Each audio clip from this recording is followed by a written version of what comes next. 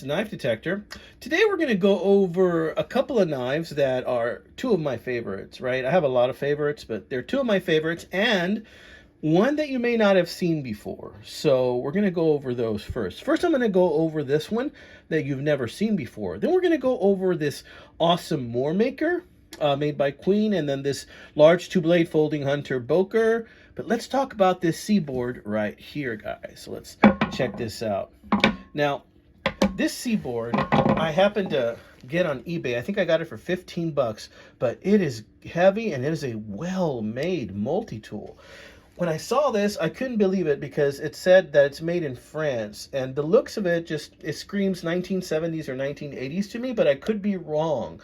I couldn't find any information on the date of this Seaboard multi-tool, but I do know that it's got like maritime applications. This is something that you would use if you take out on the boat with you. And I've seen these even with sheaths, leather sheaths that people would carry with them. Check out the rust right there on that bolt. That'll tell you that this probably was used somewhere on a boat before. In the salty sea, amigos. So if you hear my voice a little bit off, it's because I'm getting over a cold. But check it out. It says Seaboard Steel Company, France. Now this is very well made. I mean, the construction of this would rival the construction of a Leatherman tool, in my opinion. Let's take a look at some of the amenities. Right here you can see it has some nice pliers, some blunt nose pliers, and it's got an opening there, like if you were to be extracting a hook or something like that, or cutting a hook off or something, so you don't get yourself cut with that hook. It's got some nice bite on there too, but how do you reach the pliers? Well, there's a little lever back here. You pull this thing down like that, and then releases a spring, and then all of a sudden you can access the pliers, which work really well. And it's got that opening there, which I assume is so that in case you're removing a hook from a fish, that you don't cut yourself or bury that hook in you when you're trying to get it out. Okay, so or cut it. Pretty cool. Pretty cool. It's got this rudimentary spring right here, nothing fancy, but it gets the job done really, really well. Again, this is a very old multi-tool. Let's close those pliers back up so that I can go ahead and show you the rest of the tools on this thing. It's got an awl in there too, which you would expect from like a marlin spike. And so it's got this marlin spike awl from a knife that's going to be used for maritime application, so you can undo some knots and stuff. But this awl does come to a sharp point, quite menacing even. So you don't want to drop this on your toe, I'll tell you right now. But it works pretty good. It's relatively clean. It does have a few flecks of rust throughout. It's got some more tools. Let's check it out. So of course it's got this cap lifter. It's got the flathead screwdriver right there, and it's got a little bit of a twist to it. That means somebody tried to twist it. And it's got a file right here also. So this is a very, very capable multi-tool, but that's not all, guys. What multi-tool would be complete without a blade, right? So it's got a nice spear point blade, still has plenty of snap. I sharpened this up. This was dull. Notice how it already has some carbon buildup on this carbon steel. I don't know what kind of steel it is. Notice how right there's some oil from when I oiled it. But it does say made in France right there as well. So absolutely, this is an amazing tool, right? So I'm going to leave this right here for you guys to continue looking at while I talk about this right here. So here we have one of my favorites. I have two of these. I also have one in white bone. This is yellow bone, and this is a Boker tree brand right there. And it is a 2020, and it's a two-blade folding hunter. And this does have, on the carbon steel, it's starting to get a patina because, I do use this. And when I use it, sometimes I don't clean it all the way. And it just kind of stays a little dirty. This blade's a little shinier because it has some less use, but still pretty nice, okay?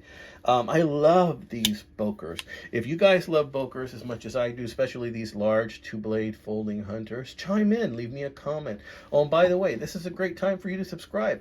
If you haven't subscribed to my channel and you like pocket knives, multi-tools, things like that, you might see something in my channel that you've never seen before, or you might see something that your granddad used to have, or that your dad used to have, or your mom, that used, when you were much younger, that you remember them using.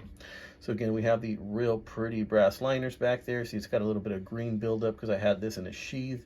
But I love these Bokers, right? Beautiful. Now let me show you this bad boy. This is a Moore Maker. See that? It's a Moore Maker. Now, Moore Maker is from Texas, right? Matador, Texas. And this bad boy right here is a heavy knife. It is a jumbo trapper.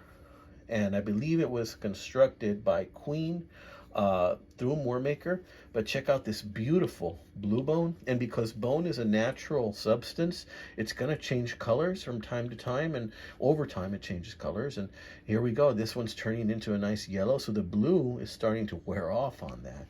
Now, I don't have very much use on this. I kind of protect this knife a little bit, but I'm going to start using it more. Look at that large and in-charge secondary blade. You see some patina forming there. There you see, it says Moore Maker Inc., Matador, Texas, right? Just a gorgeous knife. And then right here it says made in the USA, and it's got the number right there. I think that's 5206, I think. I should have brought my glasses. But yeah, that one locks in place. So it has this really big tab that locks that blade in place. So to close it, you need to push it down. And I think I almost cut my thumb there, or did I? It was close. I think it was super close. Okay, so then check this out. This is the main blade. Just one of the hazards in the knife game, guys. And trying to do videos and hold knives at the same time. This is the main blade. Check it out again. Moore Maker, Matador, Texas, and 1997. So there you have the date. So this knife was made back in 1997. You know, to me, that doesn't seem like that long ago. But if you really do the math, that's about 28 years ago. So this knife is now going on 30 years old about, okay? Now this one is a Boker 2020. Now I don't know if the 2020 means that it was made in 2020. I have a feeling it does. If that's the case, this one's a lot newer. If that's the case, now this one is pretty old. I'm guessing this one's probably like 40, 50 years old.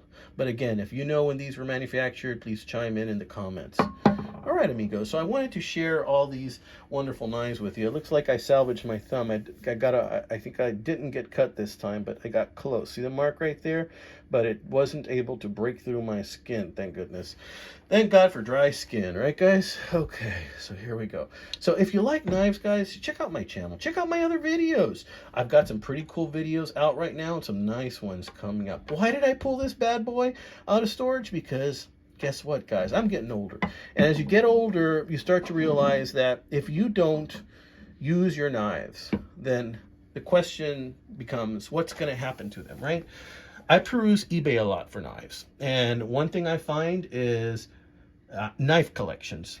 And then I read the same story over and over. Basically, somebody's dad passed away, and somebody's selling the entire knife collection, usually for a lot less than it's actually worth. So I asked myself, is that going to be my fate, right? And the knives are pristine. They've passed it along to somebody, but the kids don't really know what they're worth, right? So honestly, I'm going to use them. I'm going to use them as best as I can, whenever I can, here at home, out and about, even if it's a slice of hamburger or cord or open boxes or whatever it is I'm going to use them for, I'm going to use them, okay? So I recommend you do the same. You know, you can have safe queens if you want to, and if you're using knives as an investment. However, you know, if you collect for the pleasure of the ownership, then using them is part of that pleasure, as well as, you know, maintaining them and cleaning them, right? Look at that, beautiful. This is a work of art as far as I'm concerned. Okay, guys, this has been another one by The Knife Detector. Check out my other videos. I got some real good ones out there. Y'all take care. God bless you. And please like and subscribe, amigos.